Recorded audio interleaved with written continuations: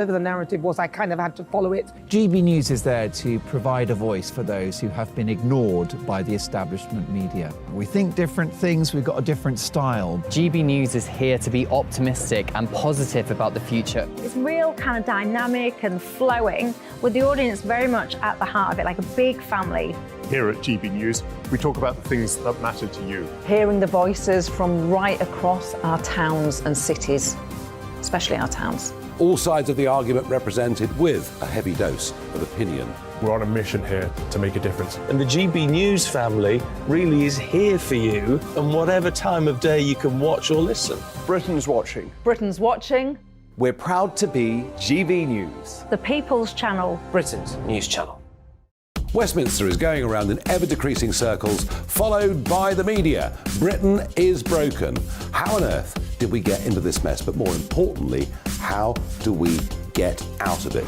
Join me at 7 p.m, Mondays to Thursdays on Farage, here on GB News. We will have open, rational debate. We've got to work out how Britain moves forward from this. Join us here on GB News, the People's Channel. Britain is watching. You've probably seen politicians interviewed 1,000 times, but we do it differently. We find out who they really are, we don't shout, we chat, and hopefully we bring a bit of light, not just heat. Did you know Kate Moss? Apparently. Do you have a pair of jeans or a pair of jeans? No, of course I don't. What would I do with them? My friends are like, oh my God, what's she doing now? Join me every Sunday at 6 for Gloria Meets, only on GB News, the People's Channel, Britain's news channel. I'm Jacob Rees-Mogg, the Member of Parliament for North East Somerset and a former government minister. For years, I've walked the corridors of power in both Westminster and the City of London. We need to have the arguments, the discussions on how we make it better. Crop failures, famine, war, suffering on a scale completely unimaginable. We are putting the cart before the horse. As Charles I said at the scaffold, he was the true defender of liberty. Yeah, I've completely derailed the conversation. Join me Monday to Thursday at 8 p.m. on GB News, Britain's news channel. New to GB News is the Saturday 5. Join us every Saturday from 8 p.m. as we debate the week's stories. Right, folks, that was a spicy one, wasn't it? With us four, plus a special guest. Sometimes she has to stick her foot in it. Sometimes she has to say things as they are. Sometimes I think we should keep the refugees and send the pensioners to Rwanda. Then we'd be in a much better state. Well, Benjamin, that is... The Saturday 5. Saturday nights from 8. Only on GB News, the People's Channel. Britain's news channel.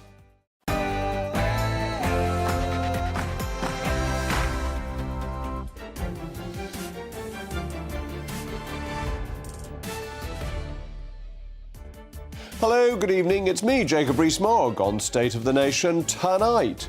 The Bank of England, the old lady of Threadneedle Street, has voted to raise interest rates again for the 12th time in a row, setting them at a 15-year high. The move aims to get a grip on inflation. Yet it has led some across the political divide to conclude that Rishi Sunak's dream of halving inflation by the end of 2023 is now in tatters. But is it? I'll be discussing this news with financial expert Laurie Laird. The jewels in the crown of British universities are losing their lustre yet again as the scandal surrounding the erosion of free speech, leading to the prestigious student unions calling for no platforming, has led to a backlash. I'll be talking to a man who experienced this toxic culture and felt strongly enough about protecting fundamental democratic rights that he exposed it in the newspapers. A spectacular verbal parliamentary punch-up. I was there, it was very exciting. The very distinguished Speaker of the House, Sir Lindsay Hoyle, caused a bit of a rumpus today after a clash in the House of Commons between him and the Business and Trade Secretary, Kemi Badenoch, after the government failed to inform the House about its screeching U-turn on scrapping EU laws.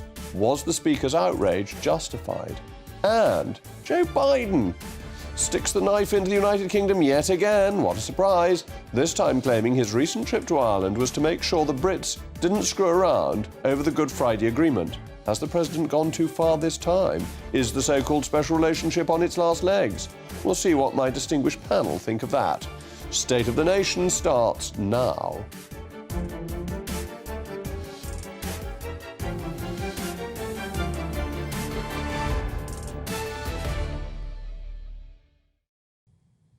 We'll be joined by my brilliant panel, the spokesman for Republican Overseas UK, Jennifer Ewing, and the contributing editor of Novara Media, Michael Walker.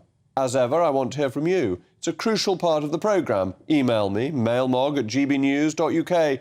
But now it's time for a swift refresher of the news with Polly Middlehurst.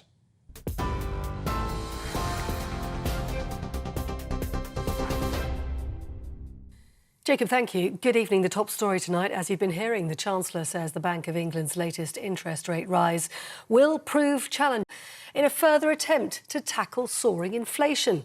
The bank's base rate has increased by 1/4 of a percentage point from 4.25 to 4.5%. That's the highest level in 15 years.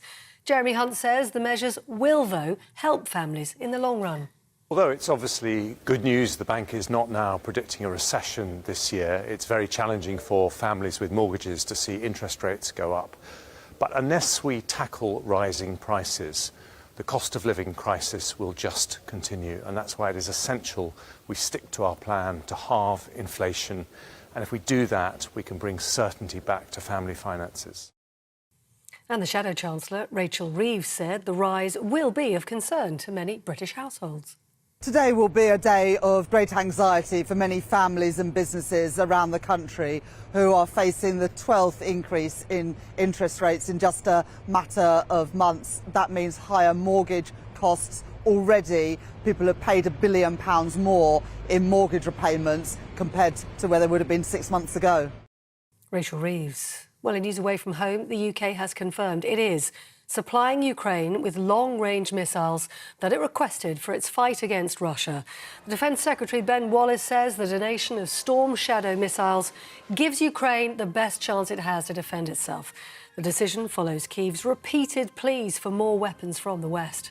Addressing MPs earlier on, Ben Wallace also said the United Nations had found evidence that Russia had committed war crimes. Now, Pakistan's Supreme Court has ordered the release of the former Prime Minister Imran Khan and says his arrest was illegal. Mr. Khan was arrested on Tuesday by paramilitary officers in riot gear in a courtroom. It sparked widespread protests right across the country, with more than 1,000 arrested, forcing the government to call in the army to help restore order. Here at home, rail services run by the train operator TransPennine Express are to be brought under government control. The Transport Secretary has announced that the decision follows continuous cancellations. Mark Harper says the firm's contract won't be extended and it won't be renewed. The Department of Transport will instead take over from May the 28th. The train operator, which covers Northern England and runs in parts of Scotland, saw 1 in 6 services cancelled in the month of March. You're up to date on TV, online, DAB+ radio and the TuneIn app. This is GB News, Britain's news channel.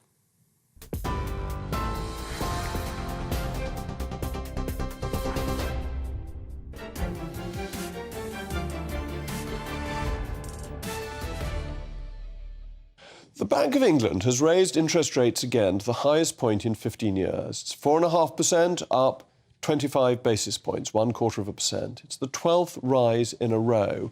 Now, the question really is this the fault of the Bank of England? It had one legal statutory obligation to keep inflation around 2%, and it failed. And if you look at the burst of money supply growth in 2020, as pointed out by Tim Congdon, you would think that it was the Bank of England that had created this inflation, that it then denied was going to happen and kept on forecasting low inflation until we were already hit by an inflationary problem. And indeed, Andy Haldane, the one person to blow the whistle at the Bank of England, moved on from the bank fairly shortly after. Nonetheless, it says that it still wants to claim inflation despite consistently underestimating what has been going on. Andrew Bailey said, we have to stay the course to ensure inflation falls all the way back to our target.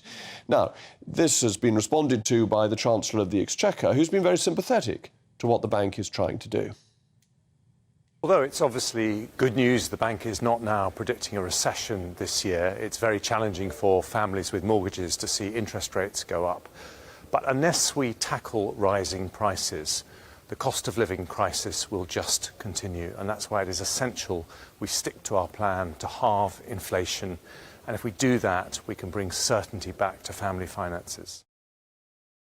So the plan to halve inflation remains, but it must have got more difficult after what has happened recently, and any more deterioration will mean that the Prime Minister, Rishi Sunak, will miss the target of halving it by the end of 2023. And as the Chancellor was pointing out, the Bank of England has admitted that its forecasts were wrong. This really matters because although on this occasion it's good news that we will avoid recession, previously we have had forecasts that have led to governments making decisions, along with the forecasts from the ABR, that have actually assumed that the economic circumstances are worse than they are and has allowed the government less flexibility for tax and spending decisions than it would otherwise have had. Wrong forecasts from the Bank of England matter. They are not just yesterday's newspapers. And others, in spite of Bank of England independence, have been taking this as an opportunity to blame the government. The Lib Dems, as you might expect, have said, their spokesman, Sarah Olney, has said that it is the government's fault, not the Bank of England's. But the Bank of England, given independence by Gordon Brown in 1997, has the responsibility for setting interest rates.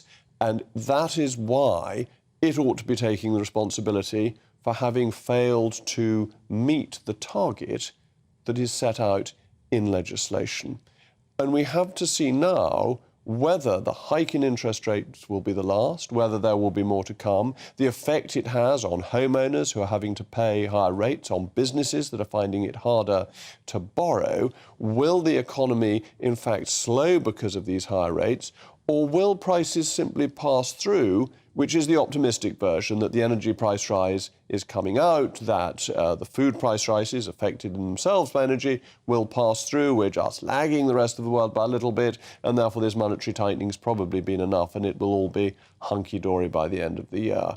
It's very hard to know. It's even harder to know because the Bank of England's forecasts are hopeless, and the Bank of England has groupthink, and nobody in the Bank of England ever seems to disagree on the MPC with what is being proposed. However, I'm very fortunate to have with me Laurie Laird to discuss this, who is a financial expert. Laurie, the Bank of England's bungled, hasn't it? And that's at the heart of all of this. It has bungled, no question about that. Big question, though, is has the Bank of England bungled more than, say, the Federal Reserve in the U.S.? Has it bungled more than the European Central Bank in Frankfurt? And the IMF, the International Monetary Fund. Forecasting has been all over the place. This bout of inflation, no one seemed to see coming, despite the fact that they should have. Well, Andy Haldane did, which I think is so important. And we dismissed him as a real outlier, didn't we? I mean, he was talking about this for a long time. We thought he was a bit of a nutcase. And the monetarist economist. So, Andy Haldane, who I've met twice, and on both occasions I thought he's one of the most impressive people I have come across. He is extraordinarily clever. He's one of those people who sort of exudes brain cells when you meet him, if you know what I mean. Absolutely. And he got it right. And Tim Congdon, who is the absolute doyen of monetarist economists in this country, he got it right because he looked at the money supply figures, which the MPC just ignores as far as I can tell. And these forecasting tools come in and out of vogue, don't they? Money supply was a very big indicator 2 decades ago. The new thing now is inflation targeting. And this 2% inflation target, it's worth a look because it's arbitrary. It was the Reserve Bank of New Zealand that chose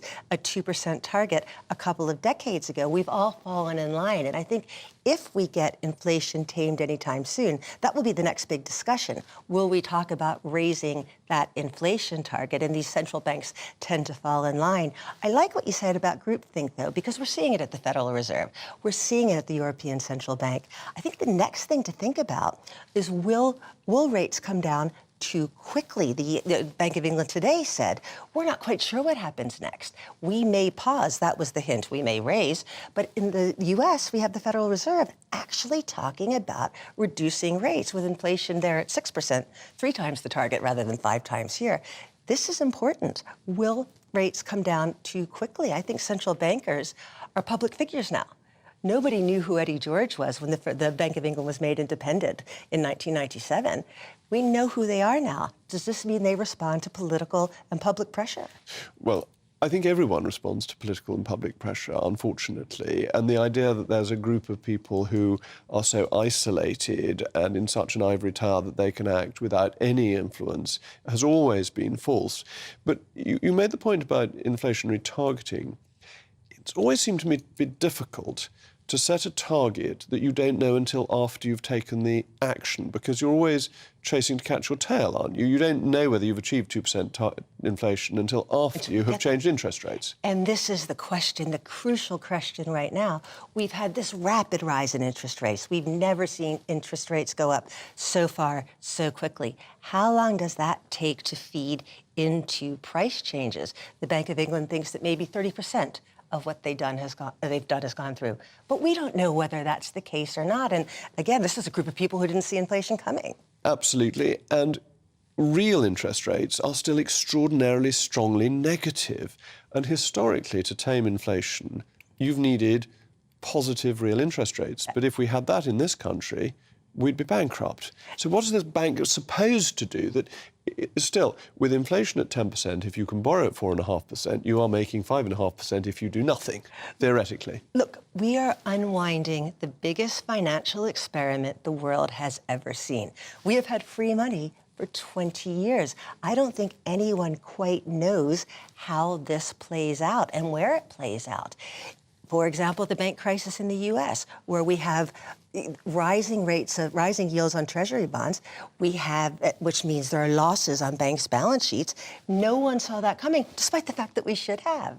Oh, indeed. It's even worse than that. If you look at pension funds in the UK, the regulator was telling them to buy government bonds, to buy gilts. Because, look, these are safe things. Because these are safe, and then requires them to mark them to market, even though they're going to be held for their duration, and to book losses on a theoretical basis, which has had a great effect on the balance sheet of pension funds, which then, in a sort of perversion of logic, are deemed to be better funded than they were before because higher interest rates mean that they need to have less cash in them to meet their long-term obligations. So we've got into a world of financial alchemy, really, haven't we? And I don't think we know how this ends. But again, I think the central banks they're fighting the last battle. And they're looking at inflation the way we looked at it in the 70s and 80s, although they were a little bit late to look at it. And if we take that example and we look to Paul Volcker, who was the U.S. He was a very great man. Who we consider to be sort of the man who tamed inflation, he got it wrong. He began to lower interest rates in the early 1980s before inflation was tamed. And they had to go back up again. They had to go back up again. And that changing gears is very, very confusing. But a couple of months ago, Hugh Pill, the chief economist at the Bank of England, replaced Andy Haldane, actually said, look, I don't mind being unpopular. I don't mind lifting interest rates. Popular is never a word that you want a central bank, a rate setter to say. That's what a 17-year-old girl says. And that does show you that there is pressure here. It's very easy to be popular when you're reducing rates, but bringing them back up is a different question. Well, I think you're getting on to something very important, that there's been a fundamental error in the whole culture of central banks, not just in the UK, but globally. And there's a brilliant book by a man called Edward Chancellor called The Price of Time, which I think all our viewers should read, which explains that historically money has always had a value, because if you've got it and it's my money and you have it for a time, you need to pay for it, and that zero interest rates should only ever have been temporary, and having for them this for extended periods has actually created all sorts of economic problems that it will take many years to sort and through. We don't know where they're being stored right now. But I want to ask you, because I know that you are less supportive of an independent central bank than perhaps others are. What do you think about central bank communication? How much should central bankers be saying? How big a public figure should these people be? Well, I think what I was reading out earlier shows why it's mythical, really, to think central banks can be truly independent, because as soon as times are difficult, the opposition parties blame the government. And the central bank in the UK is only independent by Act of Parliament. And as politicians, we can repeal an Act of Parliament. So if the central bank is doing something people don't like, the politicians are ultimately responsible. And therefore, politicians have to take that responsibility. And ultimately, democratic accountability is the best way to deal with knotty problems. The lack of accountability of the central bankers mean that they can, or they've been able to do what they like, And nobody's really looked at it because there's been nobody keeping a hawk eye on it. Certainly, there has to be accountability to elected officials. I think we get into a risky area if you have a government that can change a mandate at very, very short notice. There needs to be some degree of predictability as to what an inflation target is, what they're following, whether that inflation targeting is the right thing or not. Perhaps that's a discussion for months to come. That would be a great discussion to have, and we should go through all the interest rate changes between 1979 and 1997, when they were set between the Governor of the Bank of England and the Chancellor of the Exchequer under a Conservative government without exchange controls, which is a fascinating period. But sadly, we're out of time. But thank you so much to Laurie. Coming up next, as the war on free speech continues, I'll be speaking to a man who experienced Oxbridge's no-platforming culture and documented his experiences in the press. Also, the really extraordinary clash between the Commons Speaker, Sir Lindsay Hoyle, and Business Secretary Kemi Badenoch over the government's handling of its screeching handbrake EU U-turn. Was Sir Lindsay's rage warranted? And Joe Biden back again. He has another prod at us Brits following his trip to Ireland last month. Does the UK president not like us very much? My panel dissects this and more. Remember, we want to hear your thoughts, and you know this off by heart now. Better than I do, mailmog at gbnews.uk. I'm looking forward to hearing from you and telling you what your friends have had to say. I joined GB News because I was sick and tired of not hearing my views being represented, not just mine, but so many people that I knew and spoke to. I just couldn't get my voice out there. I couldn't say anything. I couldn't do anything. Whatever the narrative was, I kind of had to follow it. GB News is there to provide a voice for those who have been ignored by the establishment media. We think different things, we've got a different style. GB News is here to be optimistic and positive about the future. It's real kind of dynamic and flowing, with the audience very much at the heart of it, like a big family. Here at GB News, we talk about the things that matter to you. Hearing the voices from right across our towns and cities, especially our towns. All sides of the argument represented with a heavy dose of opinion. We're on a mission here to make a difference. And the GB News family really is here for you, and whatever time of day you can watch or listen. Britain's watching. Britain's watching. We're proud to be GB News, The People's Channel. Britain's news channel. Westminster is going around in ever-decreasing circles, followed by the media. Britain is broken. How on earth did we get into this mess? But more importantly, how do we get out of it?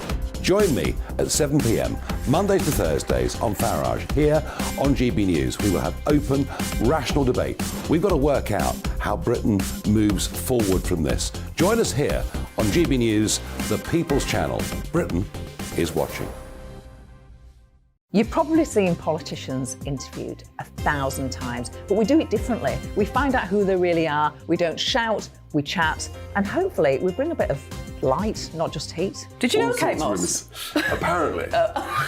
Do you have a pair of jeans or a pair of jeans? No, of course I don't. What would I do with them? My friends are like, oh my God, what's she doing now? Join me every Sunday at 6 for Gloria Meets, only on GB News, the People's Channel, Britain's news channel. I'm Jacob Rees-Mogg, the Member of Parliament for North East Somerset and a former government minister. For years, I've walked the corridors of power in both Westminster and the City of London. We need to have the arguments, the discussions on how we make it better. Crop failures, famine, war, suffering on a scale completely unimaginable. We are putting the cart before the horse. As Charles I said at the scaffold, he was the true defender of liberty. Yeah, I've completely derailed the conversation. Join me Monday to Thursday at 8 p.m. on GB News, Britain's news channel. New to GB News is the Saturday 5. Join us every Saturday from 8 p.m. as we debate the week's stories. Right, folks, that was a spicy one, wasn't it? With us four, plus a special guest. Sometimes she has to stick her foot in it. Sometimes she has to say things as they are. Sometimes I think we should keep the refugees and send the pensioners to Rwanda. Then we'd be in a much better state. Well, Benjamin, that is... The Saturday 5. Saturday nights from 8. Only on GB News, the People's Channel. Britain's news channel.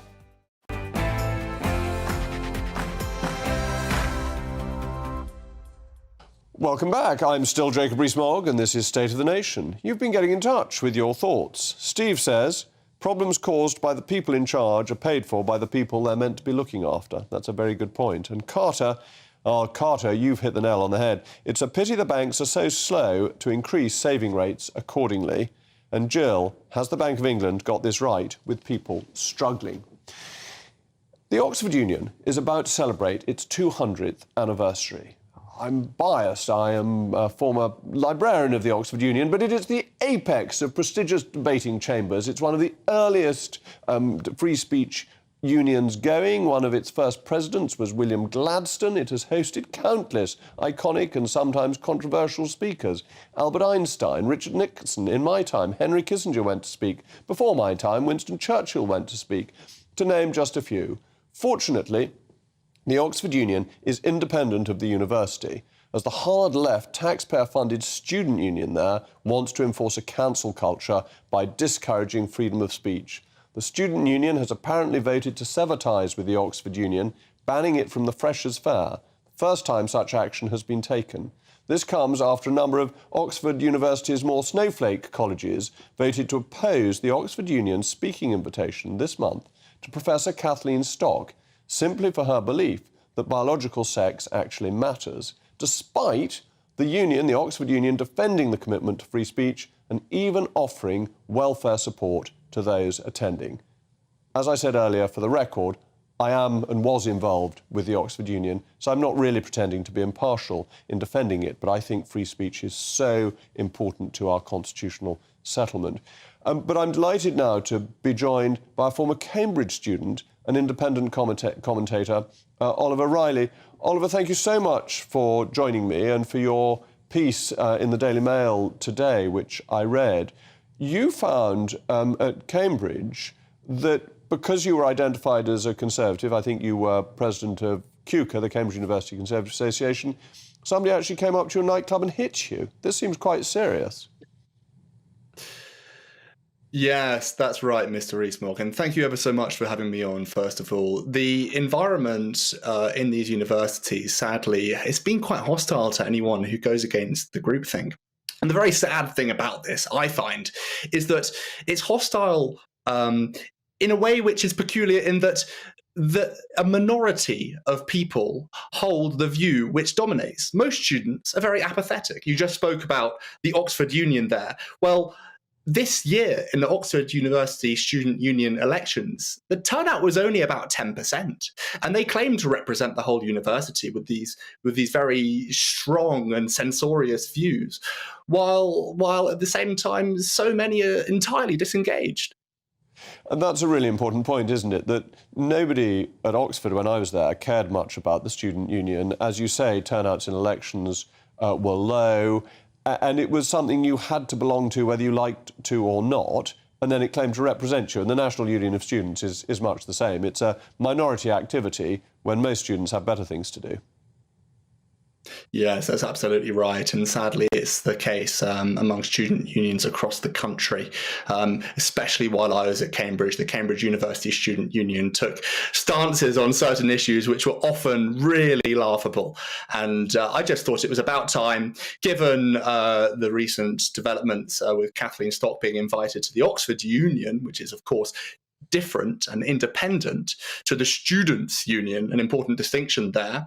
It's about time that someone spoke up again, because this silliness doesn't seem to abate. Well, and that's really important because cancellation seems to me to be quite rare, that it doesn't happen a lot, and when it does, it gets reported and often reversed. And certainly the previous Vice-Chancellor of Oxford was very strongly in favour of free speech. But it's the self-censorship that people like you, when you were a student, they don't want to go into a nightclub and find that somebody is attacking them for expressing perfectly normal views. No, not at all. And I think it's terribly sad that we can't have a free and open debate, and that they presume their views are beyond criticism, that they are cemented and eternal and are forever. And if you criticize them, rather, it's not simply the case that you're wrong, but you're a bad person too. And it's just not healthy for a clean academic environment. Well, I think that's a key point. What is the purpose of university if it's not for the clash of ideas? And how can you have the clash of ideas if you're not allowed to say certain things? Quite right. This is something I really found from the outset during my time at Cambridge. For instance, before I went to Cambridge, I worked for a year at the Adam Smith Institute looking mostly at domestic economic policy. And upon going up to Cambridge, I sat in one of my first ever supervisions, which is a very intimate, small session with a usually quite renowned academic discussing certain topics. And in front of two other students, she immediately disregarded the Adam Smith Institute to other students who were not aware that I had even worked there as that awful place where you once worked. When you start off with attitudes like this, and when the attitudes like this come from a small selection of social sciences academics, well, it's a pretty bad starting point. I think you'll agree. Yes, I do, because it seems to me to want to narrow debate, and it's the beginnings of totalitarianism, isn't it? That if only one view is allowed to be given.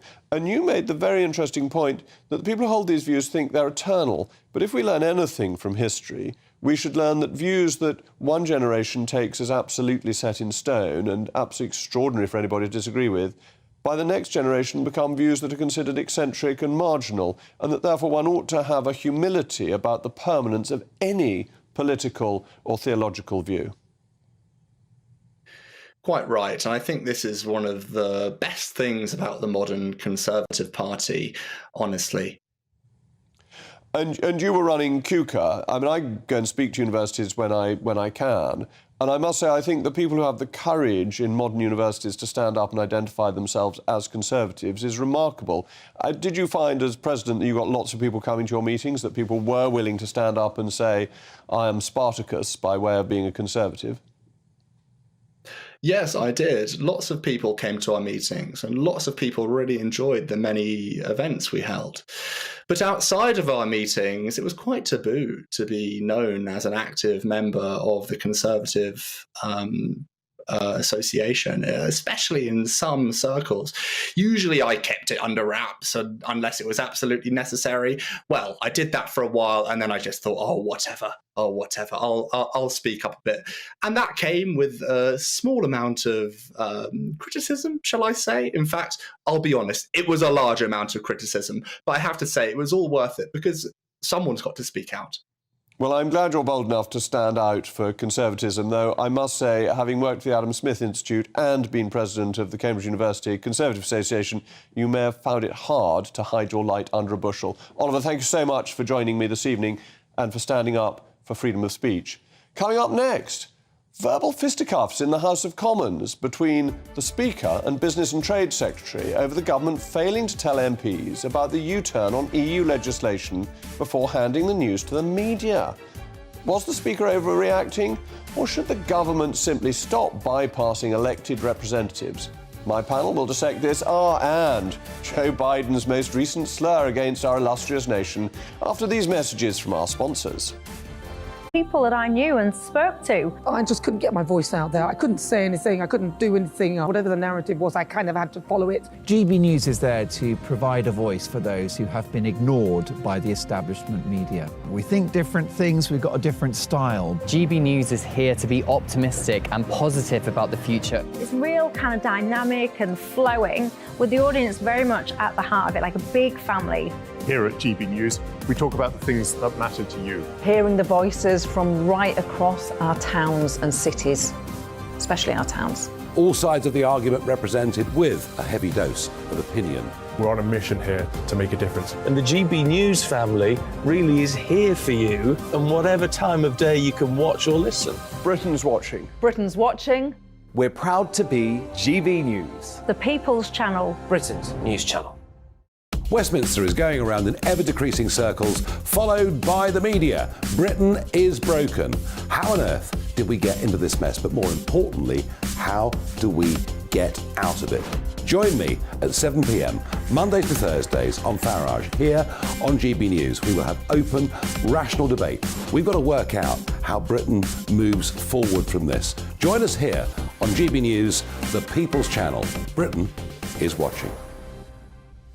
You've probably seen politicians interviewed 1,000 times, but we do it differently. We find out who they really are, we don't shout, we chat, and hopefully we bring a bit of light, not just heat. Did you know All Kate sorts of Moss? rumors. Apparently. Do you have a pair of jeans or a pair of jeans? No, of course I don't. What would I do with them? My friends are like, oh my God, what's she doing now? Join me every Sunday at 6 for Gloria Meets, only on GB News, the People's Channel, Britain's news channel.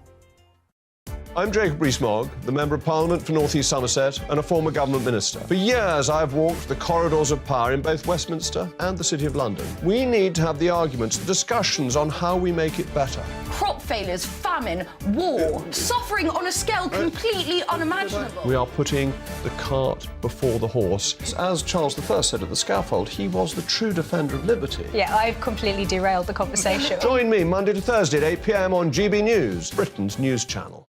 New to GB News is the Saturday 5. Join us every Saturday from 8 p.m.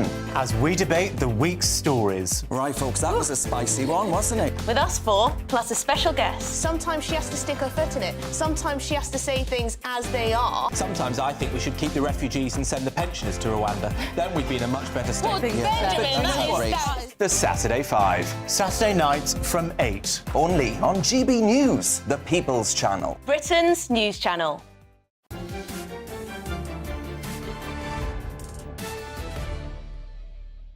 Welcome back. I remain Jacob Rees-Mogg, and this is State of the Nation. And you've been getting in touch with your thoughts. Anna says, Kemi Badenoch's first response to the Speaker was either an extremely poor use of language or else extremely disrespectful. No wonder Sir Lindsay Hoyle went ballistic. Diane, I'd like to ask, why isn't anyone complaining about Sir Lindsay Hoyle? It was clearly bullying, he was out of order. I entirely disagree with that, but we'll come to that in a moment. Ruth, I absolutely agree with Sir Lindsay Hoyle. It's about time that MPs were held to account in the House. So, Business and Trade Secretary Kemi Badenoch was publicly hauled over the coals by Commons Speaker Sir Lindsay Hoyle over the government's failure to inform Parliament on the screeching handbrake turn on EU laws, instead allowing the information to get to the media first. The Speaker demanded to know, who do you think you're speaking to? Let's go to the clip. We are elected to hear it first, not to read it in the Telegraph, and certainly not a WMS is satisfactory on such an important matter. I'm very sorry that the sequencing that we chose was not to your satisfaction. That is totally not acceptable. Who do you think you're speaking to, Secretary of State? I am the defender of this House and these benches on both sides. I am not going to be spoken to by a Secretary of State who is absolutely not accepting my ruling. These members have been elected by their constituents and they have the right to hear it first. And it is time this government recognised we're all elected, we're all members of Parliament and use the correct manners. On Wednesday, Ms Badenoch, the Secretary of State, had quietly announced through a written statement that she would be gutting a flagship plan to wipe EU laws from the UK statute book by the end of the year. It's worth bearing in mind that these spats between the government and the Speaker do happen from time to time.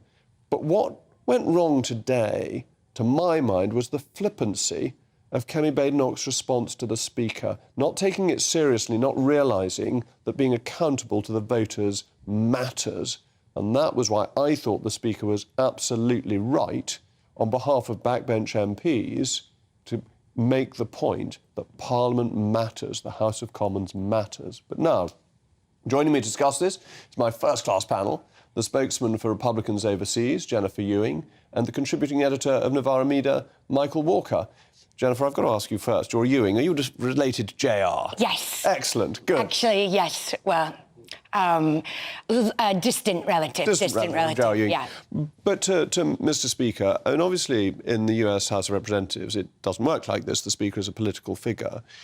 But in this country, the only power backbench MPs have is to question MPs. And if they don't tell the House what's going on, we have no chance to question them. So I felt that Sir Lindsay was perfectly justified. I agree, and I think the big mistake that Kemi made, and you alluded to it earlier, was she secretly released the information about cutting, or not cutting, rather, the EU laws. And I think that makes people start to wonder, like, is she there representing me? Is she representing her constituents? And we have a thing in the US where people get voted in by their local states, and then they head off to Washington as congressmen and senators, and they completely lose track of who it is they're actually there to represent. So regardless of whether it's right to cut these laws or not, she probably should have handled it in the proper channel. So, no, I agree. He was right to do that. Michael? I mean, I don't think the exchange was particularly edifying for anyone. I think it seems a bit like Lindsay Hoyle has main character syndrome, but I think what? Main character syndrome. I think Can you explain? It seems like he wants to be the centre of attention. It seemed a bit overdone to me. It's like Game of Thrones. It's just that the MPs have to hear first. I do think there is a serious point, though, and I think it's potentially a bit disingenuous on your part, if I may say so, because I do remember there being a period when the government constantly briefed journalists before it told Parliament or the public. Actually, I think the most important thing is for the public to know first. And obviously, I'm talking about coronavirus, when we would have to, obviously I'm a journalist, so I'm looking on Twitter. There's all these journalists competing. Who can be the first to tell you what the rules will be tomorrow? And I think that was very unedifying. You are unfair to call me disingenuous, because I was working very closely with Lindsay Hoyle at that time to try and make sure that Parliament knew first, or at least simultaneously, because MPs represent their constituents, and that's the democratic accountability. I didn't always succeed. OK, so you're saying you made that argument in private and you lost, because I have the memory, and I imagine lots of people have the distinct memory of rules which were very important to us being briefed out to journalists. And I think actually one reason why this is a big problem, other than it being a bit disrespectful, is it creates this really bad system of incentives in Westminster, because all of these journalists, when they should be holding politicians to account, what they're saying is, I'm competing with my competitors to try and be on the best terms with politicians. So you've got all of these journalists, their incentive is to be good mates with the Downing Street press officer, which I think is the precise opposite of what we want to be the case. And this is actually where I have sympathy for Kemi Badenoch, because my guess is this wasn't her fault that it came out as a written ministerial statement, but that decision would have been made by Downing Street, who would have wanted to brief it so that they got through the story with as little publicity as possible.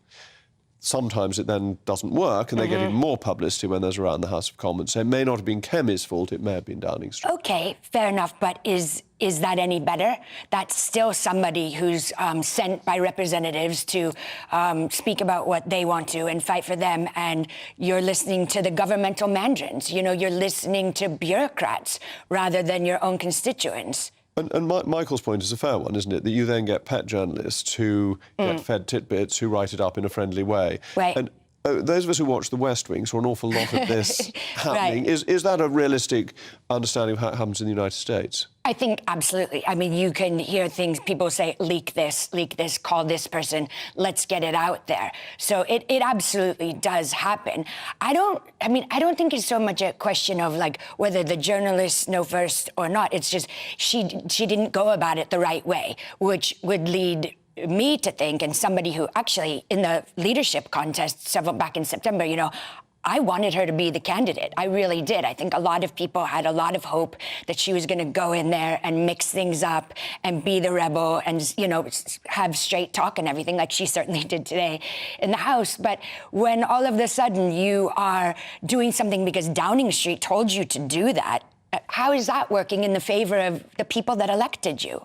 Well, if you're a minister, it's difficult not to do what Downing Street says. But, Michael, do you think her reaction when criticised was wrong, that she ought to have been more apologetic to start with, or do you think that's just how anyone would react when they're criticised? I mean, in a way, I think it's neither here nor there. I mean, I suppose I didn't become a political journalist to sort of discuss the tone of voice that people use in the House of Commons. I think there are more important issues at hand. In a way, I'd quite like to talk about this issue of the relationship between media and politicians, because I think it's a very interesting one. Well, all right, let's move on to that, because this is part of this, but it's also... MPs do represent 70,000 people, and isn't it in the interests of government to have a respect for the House of Commons? And isn't our only champion the Speaker, because he's the only person who can inconvenience the government and call them to the House? See, now, I mean, I'm not a pollster. I haven't done a focus group on this, but my guess is there are many people around the country who feel that they are unrepresented in Westminster. And I think that's probably not very often because they think that MPs aren't told first when there's a policy change. I think it's much more likely because they think that there are MPs who are in hock to business interests instead of their interests, and they feel that there isn't enough representation of different views in Parliament because we don't have, for example, proportional representation. So I see your point. I just think it probably shrivels into insignificance, let's say, when it comes to problems of representation in this country. besides the tone, right, and besides what happened with Hoyo, does anybody have a problem with the actual content of what she was Oh, yes, it was dreadful. I mean... But let's not get into that, because that'll keep us going for the whole of the rest of the programme. So just focusing on what is it right for Parliament to hear? Because I get Michael's point that parliamentary privilege always sounds as if it is for privileged MPs, but it's not. It's to protect voters who have sent somebody to have access to information, to have freedom of speech, to have these rights that MPs have. And if you take that away, then the government has complete control of the information flow. It just tells you what it wants to. And you get a Ministry of Information that is in charge of things. Absolutely. And if you look at what's going on, certainly in this country during COVID and certainly in the US, you have this almost corporate media lock in step with the government, right? They're not challenging the government the way they are supposed to do. You know, you look at what's going on in the US right now with the whole Biden family banking situation. I mean, you know, if this was back in Watergate, you know, these would be journalists breaking this story wide open. And instead they're saying, oh my God, the House Oversight Committee is attacking, you know, the president and his family. So I'm not so sure everything should we say, oh yeah, let's have the journalists do it, because I think we've lost a lot of trust in journalists over the last few years. I don't think they're holding governments to account. So I would rather have the MP who I voted for as the one sitting in the House, how the proper procedure is getting the information. Brilliant. Well, we're going to discuss more in a moment, because we're going to be talking about President Biden, who seems to like teasing us as much as we like teasing the French, pretty much. I'll be asking whether our relationship with the US is special anymore. We'll be back with you in a moment.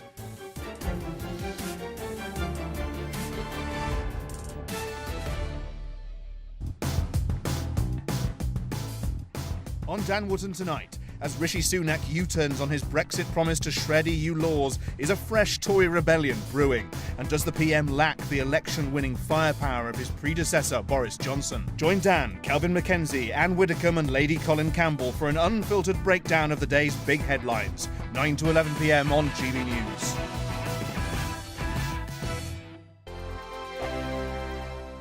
I joined GB News because I was sick and tired of not hearing my views being represented, not just mine, but so many people that I knew and spoke to. I just couldn't get my voice out there. I couldn't say anything. I couldn't do anything. Whatever the narrative was, I kind of had to follow it. GB News is there to provide a voice for those who have been ignored by the establishment media. We think different things, we've got a different style. GB News is here to be optimistic and positive about the future. It's real kind of dynamic and flowing, with the audience very much at the heart of it, like a big family. Here at GB News, we talk about the things that matter to you. Hearing the voices from right across our towns and cities, especially our towns. All sides of the argument represented with a heavy dose of opinion. We're on a mission here to make a difference. And the GB News family really is here for you, and whatever time of day you can watch or listen. Britain's watching. Britain's watching. We're proud to be GB News. The People's Channel. Britain's news channel. Westminster is going around in ever-decreasing circles, followed by the media. Britain is broken. How on earth did we get into this mess? But more importantly, how do we get out of it? Join me at 7 p.m, Mondays to Thursdays on Farage, here on GB News. We will have open, rational debate. We've got to work out how Britain moves forward from this. Join us here on GB News, the People's Channel. Britain is watching. You've probably seen politicians interviewed 1,000 times, but we do it differently. We find out who they really are, we don't shout, we chat, and hopefully we bring a bit of light, not just heat. Did you know Kate Moss? Apparently. Do you have a pair of jeans or a pair of jeans? No, of course I don't. What would I do with them? My friends are like, oh my God, what's she doing now? Join me every Sunday at 6 for Gloria Meets, only on GB News, the People's Channel, Britain's news channel. I'm Jacob Rees-Mogg, the Member of Parliament for North East Somerset and a former government minister. For years, I've walked the corridors of power in both Westminster and the City of London. We need to have the arguments, the discussions on how we make it better. Crop failures, famine, war, suffering on a scale completely unimaginable. We are putting the cart before the horse. As Charles I said at the scaffold, he was the true defender of liberty. Yeah, I've completely derailed the conversation. Join me Monday to Thursday at 8 p.m. on GB News, Britain's news channel. New to GB News is the Saturday 5. Join us every Saturday from 8 p.m. as we debate the week's stories. Right, folks, that was a spicy one, wasn't it? With us four, plus a special guest. Sometimes she has to stick her foot in it. Sometimes she has to say things as they are. Sometimes I think we should keep the refugees and send the pensioners to Rwanda. Then we'd be in a much better state. Well, Benjamin, that is... The Saturday 5. Saturday nights from 8. Only on GB News, the People's Channel. Britain's news channel.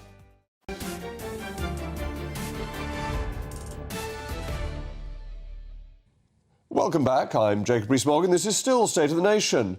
Once again, you've been getting in touch with your excellent and interesting thoughts. Oscar, free speech works both ways. Lots of my generation, I'm 19, really fail to understand that. And Elizabeth, the Speaker was correct in his response. On this occasion, as Badenoch was indeed flippant. Bob, the Speaker was absolutely right, as this is something he has mentioned time and time again. Her reply was disgraceful. Well, talking of disgraceful things... there may have been one coming from across the Atlantic. President Joe Biden has had yet another dig at this small but mighty United Kingdom, stating his visit to the island of Ireland last month was to make sure Brits don't screw around. I'm not sure about the language. I apologise if this is before the threshold. And walk away from peace commitments enshrined in the landmark Good Friday Belfast Agreement. The President's latest criticism of Britain came during a fundraising speech in New York as part of a Democratic National Committee reception on Wednesday night.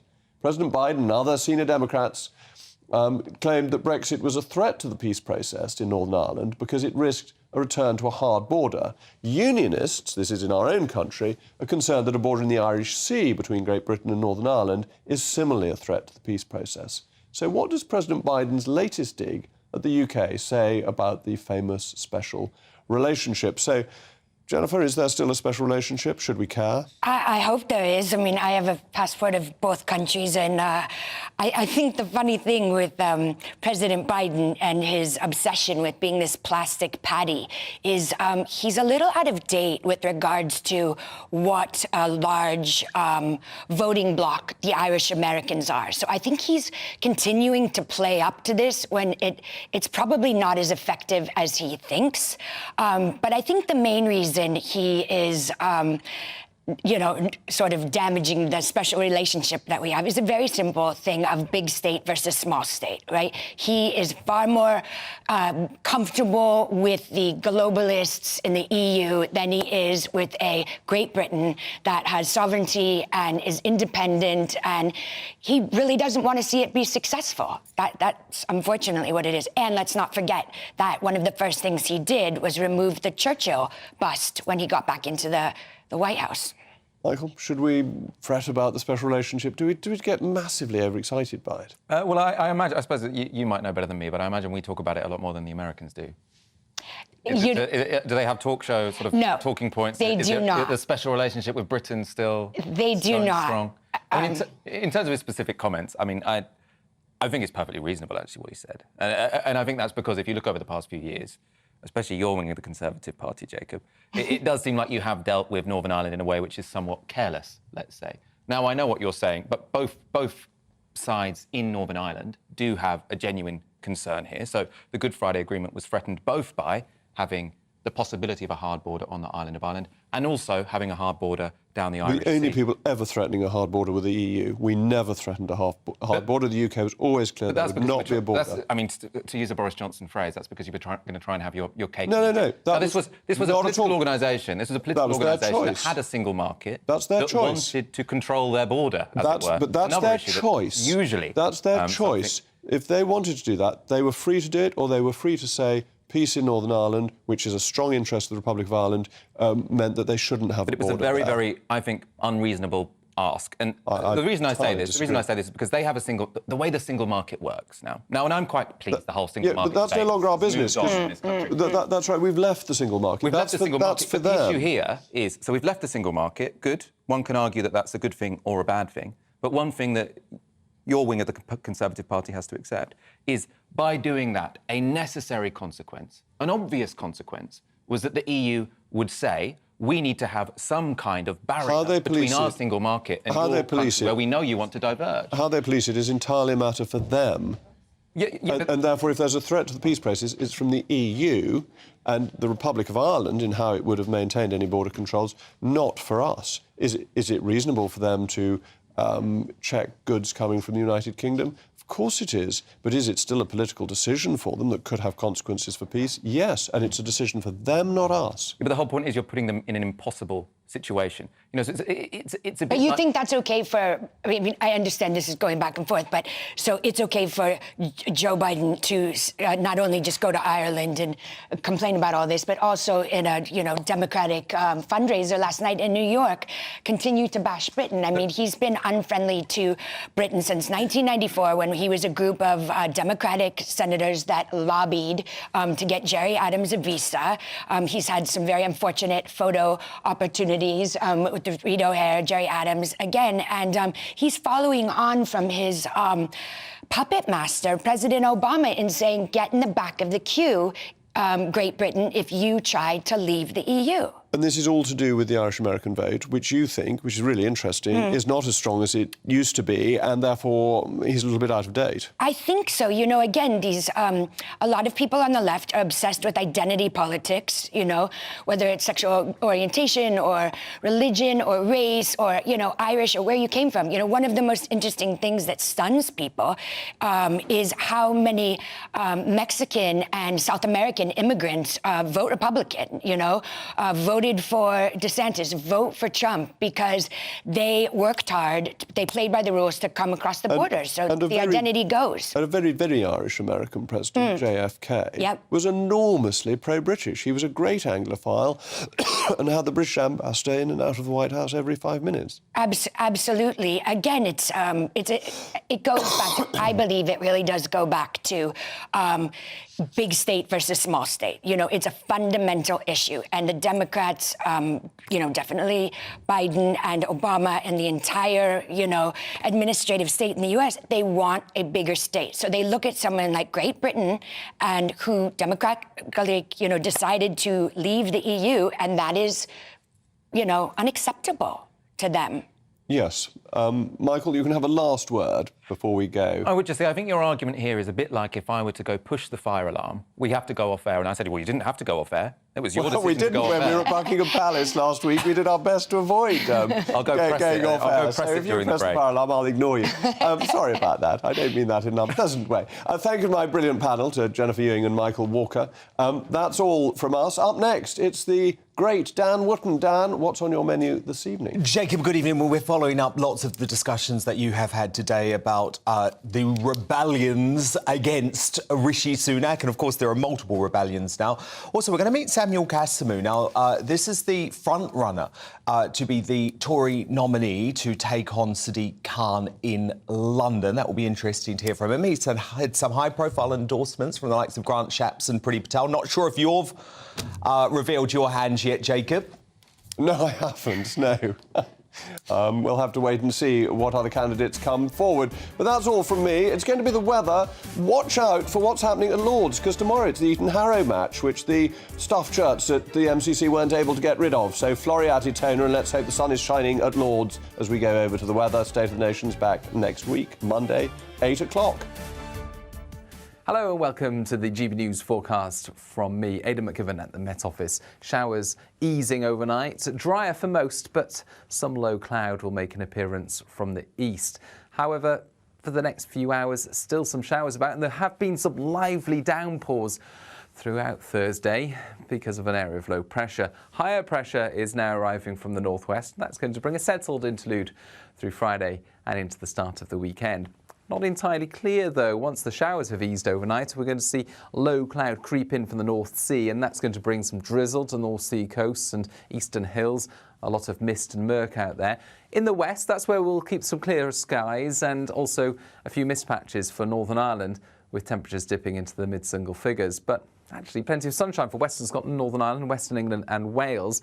Low cloud elsewhere, but that low cloud will be nibbled away. It will be pushed back to the coast through the day. Brighter skies will develop inland. One exception, southeast England, where there will be an area of patchy rain and drizzle appear, and it will feel cold with the wind coming from the North Sea. The highest temperatures will be further west, with high teens, but also for Wales and the southwest, that warmth perhaps setting off 1 or 2 showers. Nowhere near on the scale that we've seen this week, however. They'll disappear through the evening, and then the low cloud pushes back westwards again, this time mostly affecting England, some southeastern parts of Scotland, but otherwise clear spells for much of Scotland and Northern Ireland through the night. I joined GB News because I was sick and tired of not hearing my views being represented, not just mine, but so many people that I knew and spoke to. I just couldn't get my voice out there. I couldn't say anything. I couldn't do anything. Whatever the narrative was, I kind of had to follow it. GB News is there to provide a voice for those who have been ignored by the establishment media. We think different things, we've got a different style. GB News is here to be optimistic and positive about the future. It's real kind of dynamic and flowing, with the audience very much at the heart of it, like a big family. Here at GB News, we talk about the things that matter to you. Hearing the voices from right across our towns and cities, especially our towns. All sides of the argument represented with a heavy dose of opinion. We're on a mission here to make a difference. And the GB News family really is here for you, and whatever time of day you can watch or listen. Britain's watching. Britain's watching. We're proud to be GB News, The People's Channel. Britain's news channel. Westminster is going around in ever-decreasing circles, followed by the media. Britain is broken. How on earth did we get into this mess? But more importantly, how do we get out of it? Join me at 7 p.m, Mondays to Thursdays on Farage, here on GB News. We will have open, rational debate. We've got to work out how